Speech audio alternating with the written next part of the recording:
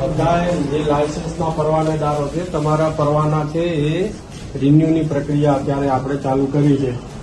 એટલે કાયદાના નિયમોનું બધું પાલન કરવાનું છે. જો અત્યારે ક્યાંય ગેરકાયદેસર પ્રવૃત્તિમાં વપરાતું ધ્યાને આવશે, અત્યારે રિન્યુ કરી આપો છો, બરાબર, ખાતરી કરીને કે આજ દિન સુધી કોઈ ગેરકાયદેસર પ્રવૃત્તિમાં સંડોવાયેલા નથી, તો એમનું અત્યારે આપો છો.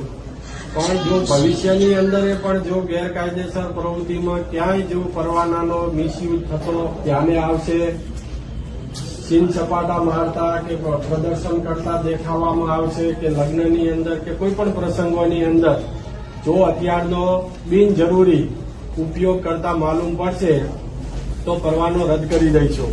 બરાબર છે.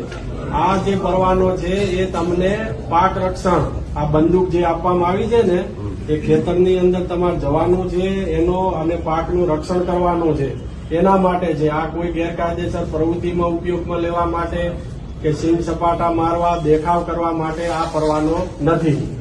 બરાબર છે.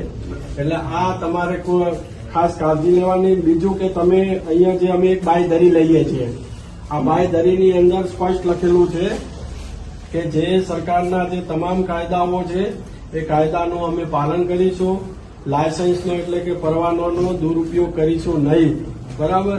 તમામ ધારા ધોરણો, તમામ કાયદાઓ, તમામ સરકારની નીતિ નિયમો નું અમે પાલન કરવા બંધાઈએ છીએ, એવી તમે અહીંયા મને ખાતરી આપો છો.